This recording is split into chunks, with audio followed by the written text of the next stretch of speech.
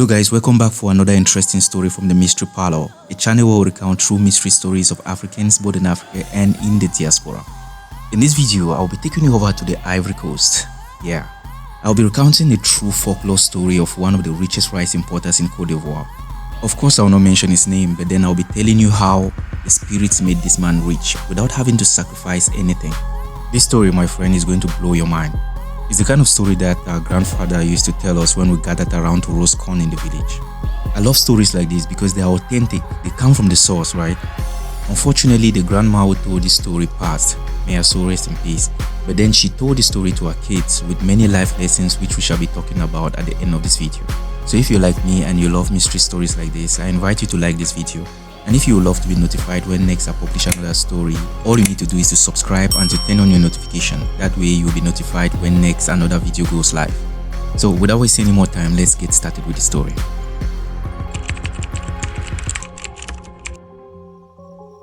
So our story starts in 1961, that's just 1 year after independence. At that time, the president, Houphouët-Boigny, prioritized infrastructural development. So there was a lot of opportunity for laborers. People were coming from villages all across Côte d'Ivoire to work as laborers in road construction, ports, schools. You know, that time was the aim was to modernize the country. So there were a lot of jobs available. So this businessman we are talking about was one of those people who moved from his village to Abidjan, the economic capital city of Ivory Coast. So while in Abidjan, this man got a job with a French construction company. So while at the company, this man made lots of friends. And that was because he was very free and outgoing. So each time the laborers met in the afternoon for break, during break to eat, he was the one always talking.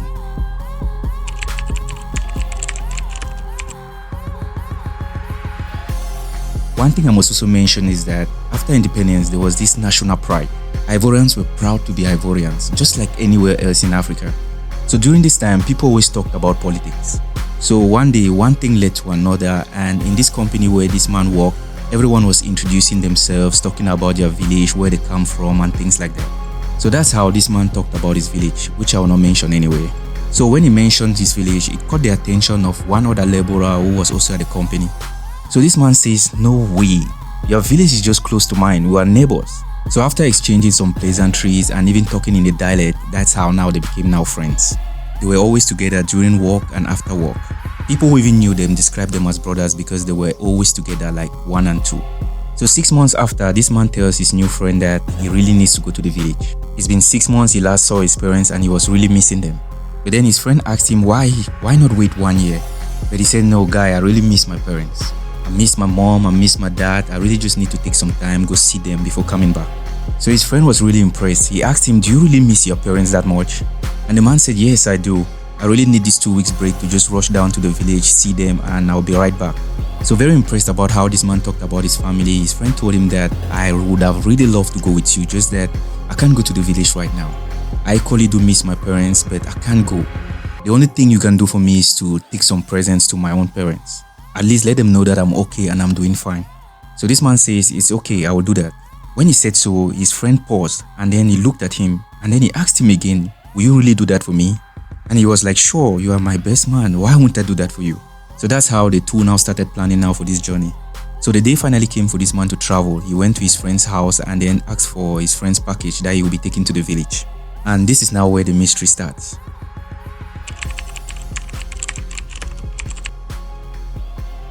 So when he got to his friend's house, his friend asked him to sit down. Then his friend said, "You know, it's been a long time we've been together. Are you sure you really want to help me?" And he replies, "But of course, I really do want to help you. We're buddies, man." "Why this question? You are beginning to scare me. What's going on?" And his friend says, "Yeah, that's because what I'm about to tell you is a secret. That's why I really want to know if you really want to help me and if you have the courage to help me." Well, just like anyone else, this guy was scared. He did not know what his friend wanted to say, but then the guy has always been a wise man and he always seemed to see the future in their discussions, which was one thing he had remarked with him. So he gathers courage as a man and told his friend that, "Yeah guy, I really want to help you." So that's when his friend tells him, "Actually, we are from the same village, but we are from 2 different worlds." Upon hearing that, initially the guy panicked, but his friend reassured him and said, "You don't need to be afraid. We've been here for like 6 months. If I wanted to hurt you, I would have done so long time ago." Then he added, "I love you like a brother, but if you are able to do this favor for me, I swear you will never regret it. So after thinking about it for a while, this man says, okay, I'm going to help you. So his friend looks at him and says, okay, now that you've agreed, I'm going to explain to you what you need to do. So he went ahead and asked him, you know the big boa tree that's at the entrance of your village, right? The man said yes. Then he precised again, I mean the big boa tree that is about 100 meters from the road. The man said yes, I know the big boa tree. Then he said, good, when you get to the village, go discreetly to that boa tree. Make sure that you are not followed by anyone. When you are close to the tree, say these words and make these incantations. Once you do that, through the tree you'll be able to see the entrance into our village. When you do, don't be afraid, don't panic. Get inside. Tell the women at the gate that I sent you with a message to see my parents. And be rest assured that no one will do anything to harm you. When you see my parents, give them this parcel and tell them that I am okay. But then because we always return a favor for a favor in our village, my parents are going to insist to compensate you. My father will propose that you marry one of my sisters. Tell him that no, you don't want to get married. He shall call for the most beautiful ladies in the village and ask you to make your choice. Tell him that you don't want to marry. He shall propose silver. Tell him that you don't want silver. He shall propose gold, but tell him that you don't want gold either. Then my mother will ask you what she can do for you. Tell her that the only thing you want is for her to drop a single drop of her breast milk in your ear. She will ask if that is the only thing you want. Tell her that yes, that's the only thing that you want. Then his friend told him, if you are able to do all of this, I promise you, you shall never regret it. And besides that, you would have done me a great favor like a friend, because the truth is that I shall never be able to go back to my village. I already made the choice to come to the world of the living, and there is no way I can go back to our world. It's for this reason that I would really love that you go there, see my parents and let them know that I'm okay. So this man looks at his friend. He saw how important it was for him to go on this mission. So he reassured his friend, don't worry my friend, I'll go there, see your parents and I'll be back. When I come back, I'll bring you feedback.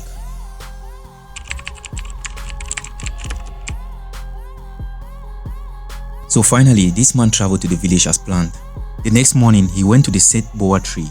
He made his incantations and there, voila, he was able to see the gate of this mystery world that his friend talked about. That's how he approached the gate and told the women at the gate his mission just as his friend had advised. And just like his friend said, they welcomed him and took him to their palace to meet the king. When he told the king about his mission, the queen was so emotional. She said, I appreciate your courage. You crossed worlds just to bring me news about my son. Just for doing this, you deserve a very big reward. So the king asked him to pick a wife among his beautiful daughters seated all around. But then he said, I don't want to marry your majesty. But then the king insisted, if you don't want to marry from the royal family, you can pick a wife in the entire kingdom and she will be yours. But again he said, my king, I don't want to marry. The king asked for his servants to bring silver. But then once again he said, my king, I don't want silver. He asked his guards to bring the most pure gold in the kingdom. But again he said, my king, there shall be no need for that. So the queen asked him, what then can we do for you? We've given you a wife, you refused. We've given you silver, you've refused. We've given you gold, you've refused. What can we really do for you? So he said, my queen, I just want a drop of your breast milk in my ear. The queen asked, is that all you want? And he said, yes, that's all I want. So the queen said, so shall it be.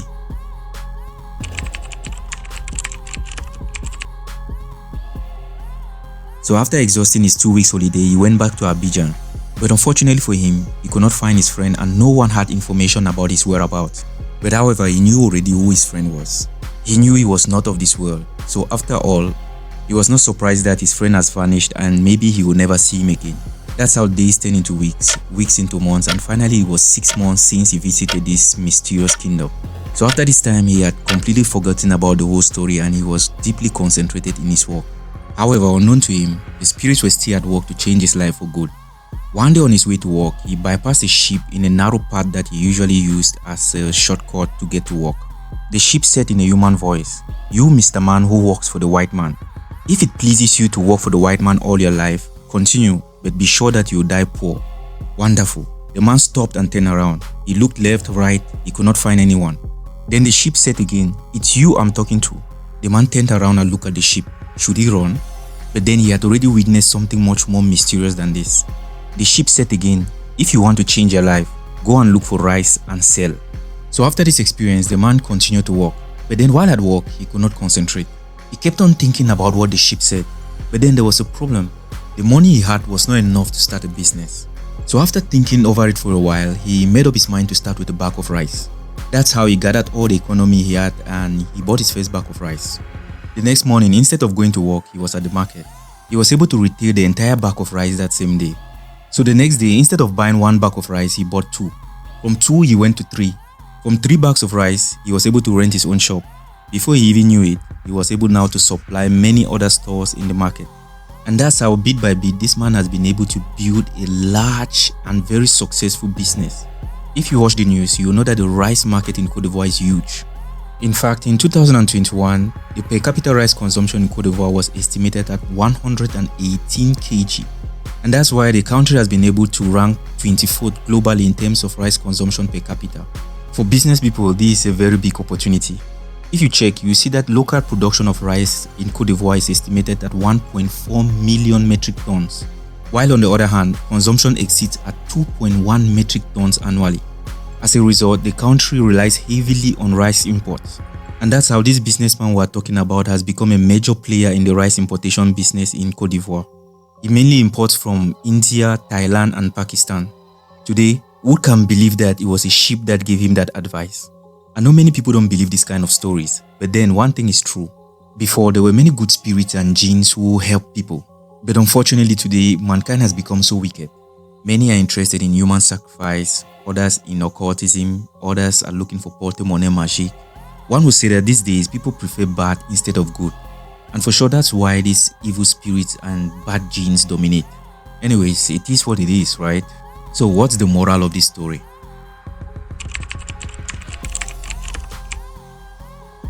The grandma who recounted this story shared her point of view, and I must say I totally agree with her. There are many people in this world that you see every day who are not humans like you and me. In one of my videos, I recounted the true story of a woman who got married to a man who came back from the dead. Stories like this are becoming more frequent in such a way that you even begin to doubt what actually you know about the afterlife. That's why it's important to know how you talk to people, how you interact with people, because you never know who is who. Secondly, when I first heard this story, one Bible verse kept popping in my mind. Jeremiah 29:11. For I know the plans I have for you, declares the Lord. Plans to prosper you and not to harm you. Plans to give you hope and a future. I don't know the spirit that talked to this man through the sheep, but I want to encourage someone who is wondering or unsure if they're on the right career path or business. Be rest assured from today that God is guiding your steps, even though the road seems unclear. You know, sometimes we need to be patient and trust the process, knowing that every step you take is part of a bigger picture designed for your success. But then this does not also mean that we should sit back and wait, right? Instead, we should move forward with confidence, making decisions and trusting that God will establish us at the appropriate time where we need to be. My name is E.T. and you are watching The Mystery Parlor, a channel where we recount true mystery stories of Africans both in Africa and in the diaspora. If you love the story and you would like to support our channel, just go ahead and like the video, and why not also share it with someone whom you think might benefit from it. There are also many interesting stories I'll be publishing soon. So if you are yet to subscribe, please go ahead and subscribe and turn on your notifications so that you'll be the first to receive a notification when these videos go live. Until our next video, stay curious, stay safe, and never underestimate the power of the unknown. May your curiosity lead you to uncover the truth.